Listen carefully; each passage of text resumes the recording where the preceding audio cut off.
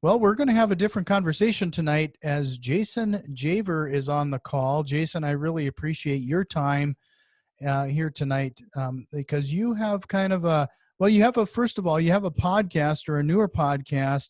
It's called Charlotte Entrepreneur Podcast. So everybody should check that out.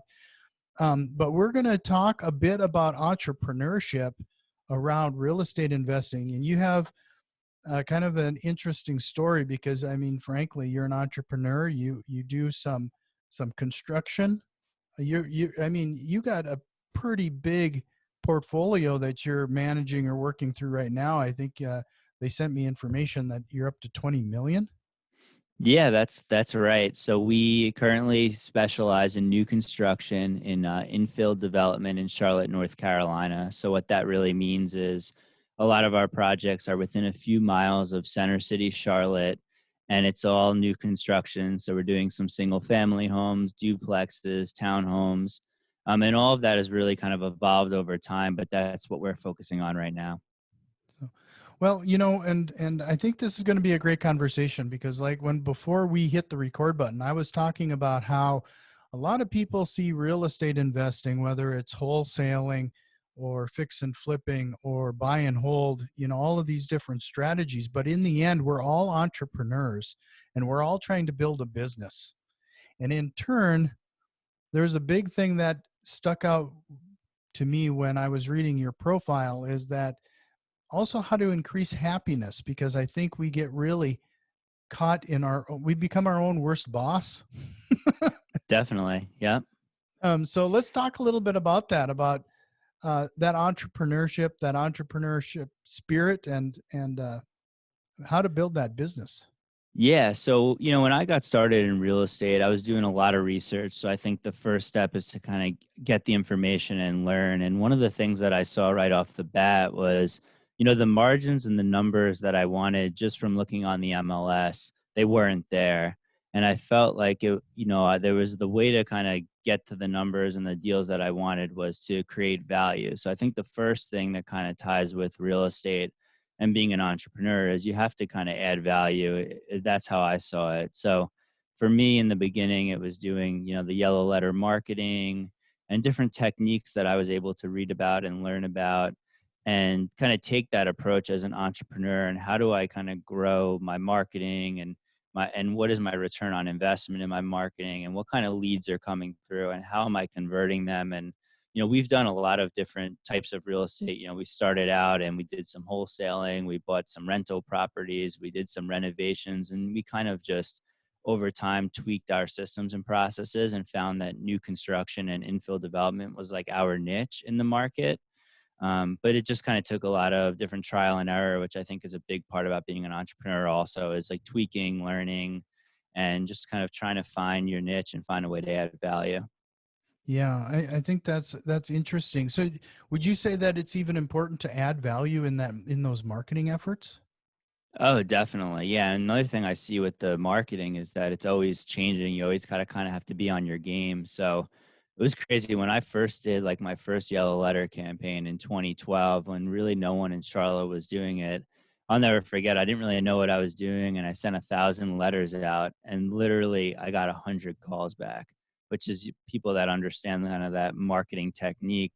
Nowadays maybe you get 1%, or I'm not even sure. Hmm. We don't do as much of that anymore. But it was just like that was kind of the first step for me, and I didn't really know how to take the calls or do anything like that. But I just kind of learned as I went and adapted, and then kind of just kept tracking. And as I went, we just kind of kept taking the next step. So then we kind of started to realize like, we had to do a little bit more. So we would kind of get out there and drive all the streets on the weekends and, locate which homes were run down and might need work. And we targeted them for marketing. So it was kind of like an always evolving process as well as we kind of went along this journey to kind of get to where we are today.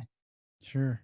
So when you were sending out those yellow letters and you're trying to find that value to add to that recipient, can you give us an example of the type of value you were adding to get their attention? Yeah, I think kind of the standard value that, you would want to, provide to someone that's looking to sell, and in particular, maybe someone that wants to sell quickly. So for us, it was, cash purchase. We would close quickly. You didn't have to deal with realtors, no closing costs. We're not going to sit and have a big repair list. So for people that were in a distressed situation or just didn't want to deal with the headache of selling, we became an interesting option for them. And for us, it was more about like, who are we targeting and what are we targeting? And then what does that return on investment look like? Sure. Well, let's go back to the entrepreneurship and building this business, because we talk about increased happiness. We've I'm sure everybody that listens to my show has tired of me talking about the fact that in our society it seems like we've romanticized the grind and the hustle, Yeah. and just because you're busy doesn't mean you're productive. Definitely. Um, That's a great point. That's something that has been a key kind of backbone to how we've kind of grown our business, fairly quickly in a short amount of time. And currently we do around $20 million in revenue a year and have a team of 8 people. And it's myself and my business partner. And I think one of the biggest things that I always tried to do was work on my business and not work in my business. So what I mean by that is kind of continuing to build processes and systems, but then continuing to fire myself from different daily tasks so that I can continue to focus on, again, the processes, systems, what are the levers that I need to pull to increase revenue, but in a way where I'm not the one that's handwriting a letter, or I'm not the one that's maybe paying a utility bill, or overseeing construction. So kind of being able to kind of build the foundation and support of the business. I think that's something that's really hard for real estate investors and entrepreneurs to kind of let go and be able to invest in those processes and systems. And what I've found is that kind of through this sacrifice of kind of continuing to grow the business, and I've been able to kind of increase my happiness by, again, like, building the business around me, but then also kind of making sure that I'm in like a good financial security, good financial place as well. And just kind of focusing on the long grind of that and not kind of going out and buying materialistic things, but understanding, like, for me, what made me happy and what I need to do, and then kind of treating it like a muscle that I'm continuing to invest and improve, and kind of can look back every 6, 12 months and really kind of see the progress and just kind of keep moving forward. And really it's becomes in real estate and entrepreneurship just all about a consistent approach, and just kind of continuing to try to improve every day just a little bit.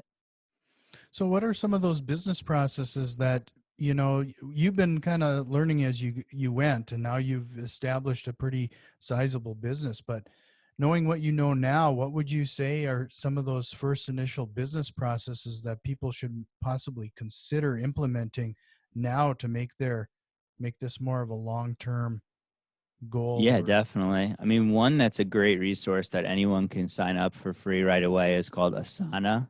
Mhm. And the way Asana works, if you're not familiar, it's just simple to-do list, but then you can create projects and you can assign different people on your team different tasks. And again, this is all free. And now pretty much a lot of our team lives by Asana, and we're kind of able to communicate. And when a new project comes in, we take the template, we create a new project based off that template, and everyone's able to go. So that's been an invaluable tool for me. And then also it's just been some of the, the money investments too. So for construction, we're now on a software called Buildtopia, which just allows, again, those processes, systems, the team to interact and kind of create this kind of process and template for each job. So through those kind of processes and systems, we've been able to kind of take the business to the next level. No, we use. It's funny you bring up Asana. We use that very heavily as well for some of our projects. Yeah, it's great. And when we were a little bit more heavy into like the CRM type stuff, especially with leads, Podio was a great one. And we were able to, again, figure out, especially in the beginning when we were kind of bootstrapping, we were able to figure out how to use Podio in a free way and kind of create it ourselves and create the different tabs. It's a little bit tricky to kind of understand, but over time we were able to kind of figure it out and kind of go from there. So you mentioned briefly there about investing in yourself. And that seems to be something that eventually like falls off of people's radar, or they don't put the amount of value in that as they probably should. And if they're listening to a podcast like this one right now, I mean, they're investing their time, and we really appreciate that, that they see the value here. But talk a little bit about that type of investment and the personal investment and how important that is and directly related to the business. Yeah, I think for me, I just always knew that like financial security, that was going to be a big piece to my happiness and my success. So for me, I was always constantly, the money that the business was making, I was just kind of like, reinvesting and, making sure that I had good reserves because I knew that like if I could kind of get over the hump of those kind of reserves that I'd, just in general, feel that happiness and not have the kind of anxiety that, and I felt like that was the biggest thing for me was the anxiety because it is really hard when you're getting started as an entrepreneur in real estate investing. So, being able to kind of take care of that was great. And then, just the taking money and investing in the personal side too. And, one thing that, I was able to, purchase a Peloton and that's just been like a great investment in kind of the personal health. And now I'm kind of continuing to look at different products and different things to kind of continue to invest in myself personally. Hmm. So, let's circle back to the entrepreneurship because what you mentioned that you basically started off with single family homes and doing some of that traditional quote unquote real estate investing, and now you're doing what you're doing today. Like, how did that evolve? Yeah, for me, I'm really numbers driven. So I always have kind of tried to follow the margins and the numbers that made sense. And, as we kind of just kept trying new things, we just felt like for us, the new construction, the margins were a little bit more consistent and more predictable because you were dealing with building something new from scratch versus what we found with renovations of kind of the unpredictability of the costs. And we were just felt like we were able to also add value by finding areas that were maybe underdeveloped and adding some density and some new products. So for us it was more about for me it was more about following the numbers. And I'm just if the numbers made sense, it was a more analytical approach, and the analytical kind of kept pushing us to new construction. And when we did a lot of renovations, the numbers just weren't kind of penciling out as much. So I would definitely urge everyone to make sure they understand their numbers, and a lot of times that will kind of guide you to where you need to be. Hmm. So, can you talk a little bit about the kind type of construction that you do today? Yeah, so pretty much what we do, we specialize our it's going to be single family homes, duplexes and townhomes. Our single family home product is anywhere from 2,000 square feet heated up to like 3,000 square foot heated with an attached garage. And a lot of times what we look to do is find opportunities where we can, maybe add density, or maybe it's a neighborhood where there's like one of the areas that we've done well in, they've just extended the train system, which is called the light rail here in Charlotte. So we've been kind of following the neighborhoods where that's happened and trying to understand, where millennials in particular that are moving to Charlotte might want to live. So we try to kind of tailor to that $400,000 to $800,000 price point, which is probably like an upper middle price point here in Charlotte. And again, it's kind of like your dual income, no kids. So we really try to kind of include the things that we feel like are high value, but we're also not, super custom and super, unique where we're kind of needing to be $1 million plus market. Hmm. So, how much, since you probably progressed your way there, but how much do you think a person actually needs to know about construction and building to do what you do today? Or is it something that somebody could jump into or eventually learn? Yeah, I mean, me and my business partner, we didn't really have a construction background getting into it. So we, tried to hire the right people. We made some mistakes in the beginning and we had to hire new people. And we kind of just have learned over the years kind of what works and what doesn't. I also think in this day and age, there's a ton of information online. There's, blogs, podcasts. So we make sure we consume as much information as possible. We also joined the NAHB, the National Association for Home Builders, and are in a group of kind of like a little mini mastermind group that has kind of similar size builders across the country. So, we're able to kind of learn some best practices from those guys, and a lot of them do have that construction background. So that helps. And then the biggest thing has been now as we've kind of gained traction, we make sure we hire right. We know what to look for. We have a lot of, team members that have a lot of experience with national builders that have been doing this for years. So we're kind of just, building the systems and the processes and, having the financial side kind of put together. But we've got, a great leader and our construction manager that, we're kind of working alongside him, and he's got a lot of experience, which is very helpful. So it sounds like you've joined a lot of groups to kind of surround yourself with like-minded people and people who are likely more successful at this than you are. How Yeah. important was that in the development of your business? Oh, super important. I mean, I think the biggest thing with like entrepreneurship and real estate investing is that the information's out there. Everyone knows that networking can be a good thing. It's just you have to go take the action to go out and network. So I mean, the information, the people that we've learned from, the people that, if we got in a pinch that we could, call, email, or if we have a quick question, it's invaluable to make those connections. So I would say, it's a huge piece. I met my business partner at a networking event in a local real estate group here in Charlotte. So I think that the opportunities are endless. It's just you got to get out there and kind of take action and meet people and then, just continue to learn and grow. So you mentioned you met your business partner at one of these networks. Like, how long did it take you to realize that that was a good fit, and how did you two vet each other out, basically? Yeah, it may have been a little bit of luck, but when we kind of met 8 years ago, I was working a full-time job as a financial analyst. He was a commercial pilot, and we just kind of started doing deals together, and it just kind of started to work from there. And it just so happened that I'm probably a little bit more analytical, and he is a little bit probably a better salesperson and a little bit more of a better kind of big thinker. And we just kind of were able to make our personalities mesh. I think that if I were starting a new business tomorrow, there'd probably be like a more stringent, different type of process, and I'd interview people. But it just kind of worked out. We were young and we were both hungry and we both really wanted it. But I would say that if you are looking for a partner, make sure that you try to find someone that has a good balance with you. If they have all the same strengths and weaknesses as you, then you're not going to maybe see the synergies that me and my business partners see from being kind of some of my strengths and his weaknesses. They align so that we're able to,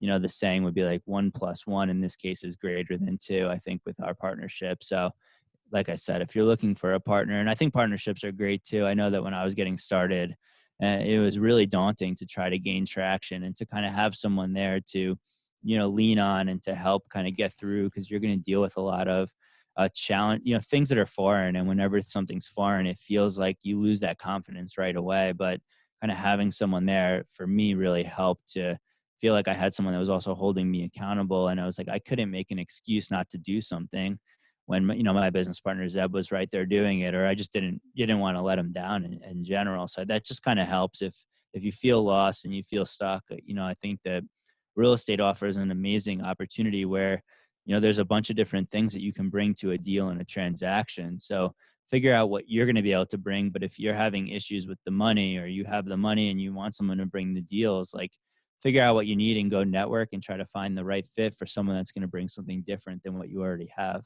Hmm. No, that's really a big one. Is that I found that accountability partner is invaluable. Like, Definitely. yeah, it kind of keeps you both moving. Um, so when you're deciding to do some of this construction, and you're picking out, you mentioned you're kind of targeting some of those millennial areas, or you're looking for trends in the market. Like, what are some of those things you're looking at? Like, how do you pick a market, and or you're even down to the neighborhood? Yeah, so our neighborhoods, like I said, they're all going to be like a few miles from uptown. We focus a lot on the numbers and the density in terms of like how many units we can get on a piece of property. And then from there, it's just been from years of experience of kind of refining our product. So we have, 10 to 15 single family plans. So we try to make sure we find lots that our plans fit on, so that there's that repeatability, the process, the team is familiar with those plans.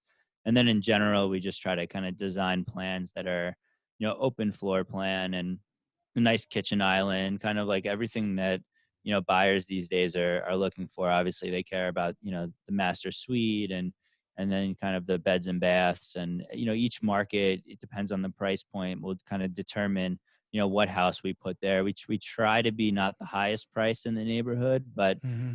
you try to, because sometimes the larger, if you have a 2,400 square foot house and a 2,800 square foot house, both those homes are going to have the same number of kitchens, and they may both have the same number of baths. So you do start to see economies of scale when you build a larger home, but that needs to be, balanced with, are you hitting your price ceiling in a specific neighborhood? So, we just kind of have been in a lot of these neighborhoods for a bunch of years, and we understand, all the streets really well and what's kind of going on. And we're just very niche and very targeted. And I think that's probably my biggest, what would be my biggest piece of advice also in real estate is, try to find your niche, try to be an expert in something. I think it's really easy to have like that shiny object syndrome in real estate where it's like, oh, this person's making money in office, and this person's making money with rentals, and this person's doing, self storage. And it's really easy to want to bounce around. But I found the most success in getting like as niche and as specialized as possible and just being a leader in that specific part of the industry.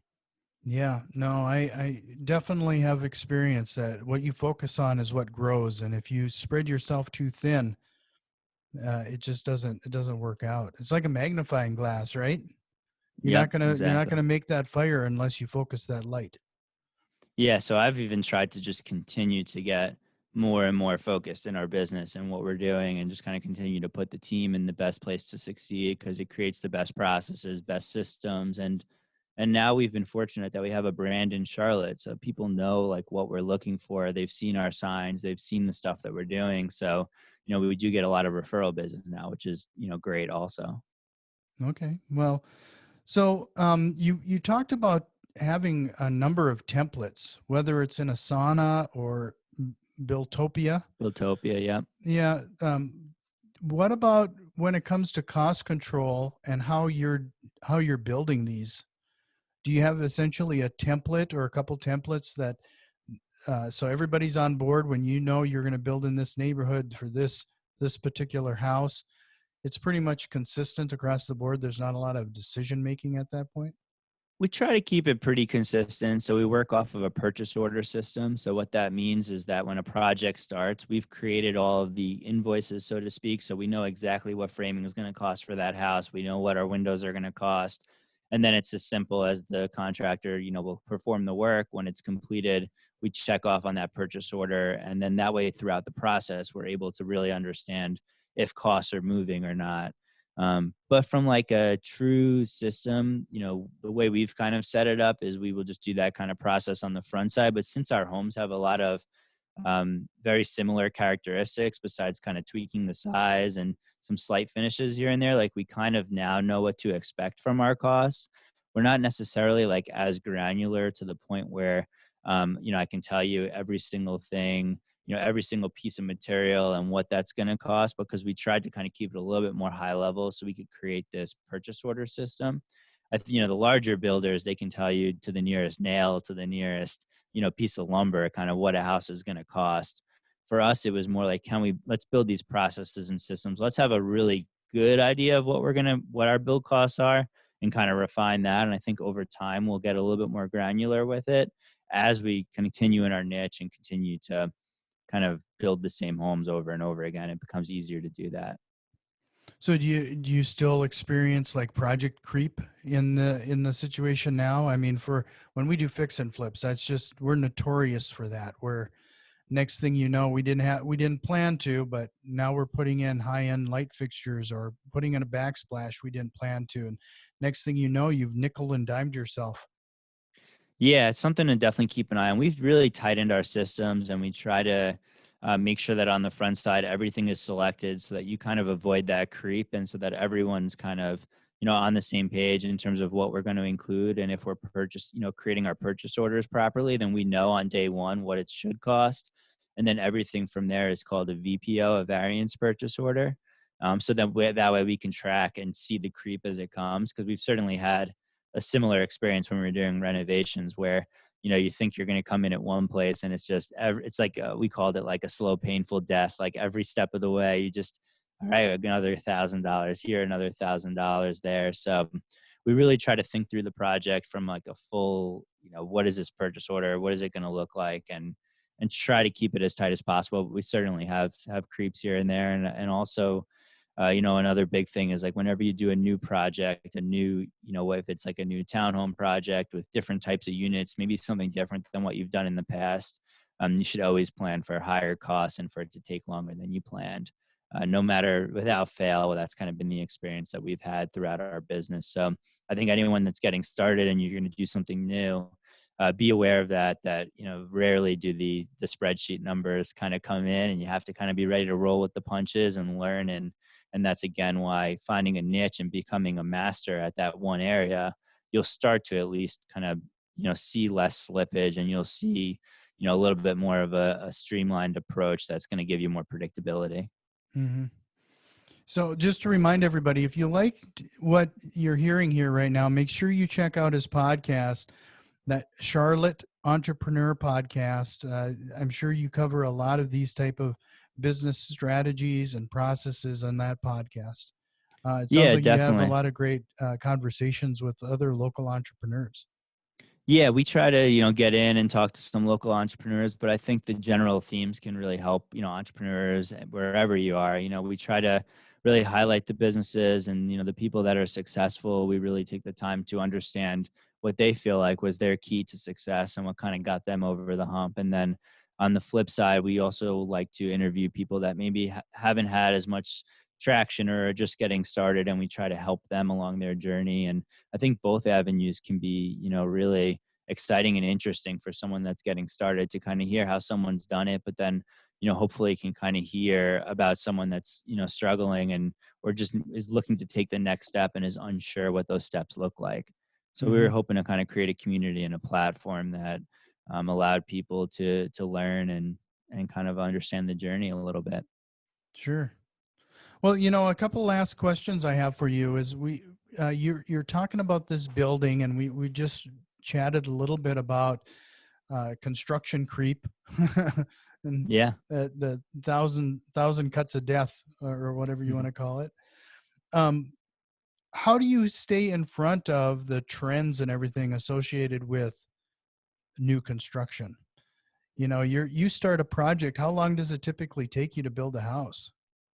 It takes us around 8 to 10 months to build a single family home right now. A project from start to finish for us is taking around 12 months because a lot of what we look to do is kind of by right development. So the zoning's in place for us to move forward. So we're not having to do, a rezoning where you're meeting with the city and having to get, multiple levels of approval through the neighborhood association and things of that nature.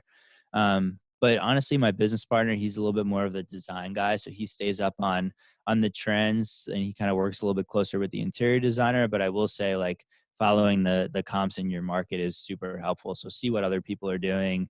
Make sure, especially in the beginning, like that you're walking a lot of the homes that are near you if you want to be in a certain neighborhood, and understand what they have, understand the size, understand the things that you might like and might not like. But I think that the way we got started to understand how to create a floor plan was we've just kind of looked at some similar ones in the area and got really familiar with, what other people were doing that was successful. And you could kind of, in some ways, emulate it, some ways kind of create your own little spin on it. But, it's not overly complex if you could kind of see the bedroom bath count and the floor plans that people are doing and try to get pretty close and then kind of learn as you go.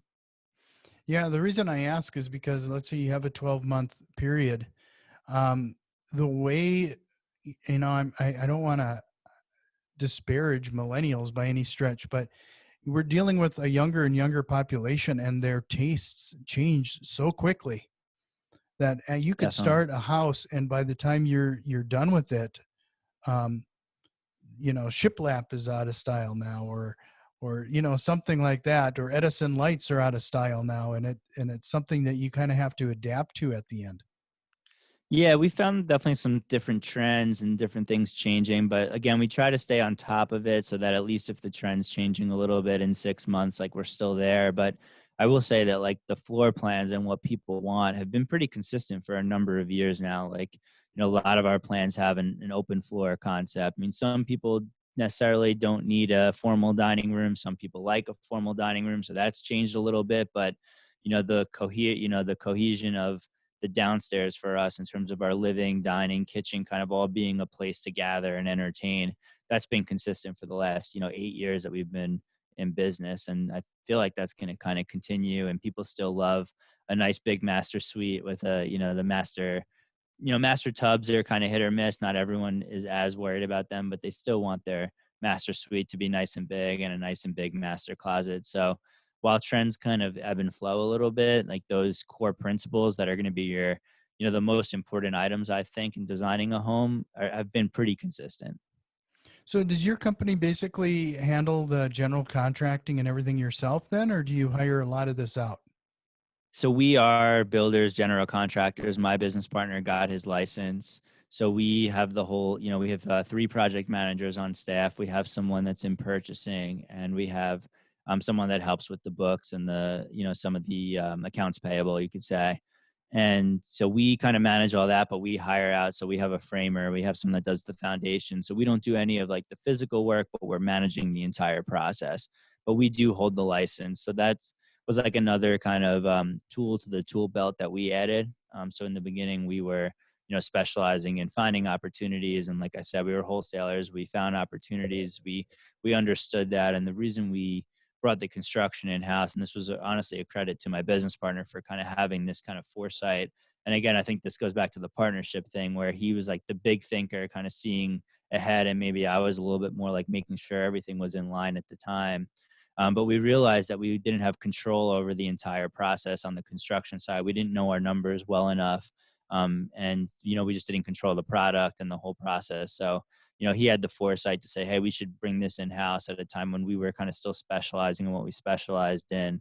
And that's been like a really nice way to kind of round out our full service. And we have a sales team now as well. So we really are kind of like that turnkey infill builder in Charlotte, and we've kind of carved out our niche in that way. Hmm. So, we've been chatting for, I already warned you that we probably were going to go beyond what I time That's wise. quite all right. So, before we wrap things up here, was there a question that you kind of wished I would have asked you here tonight?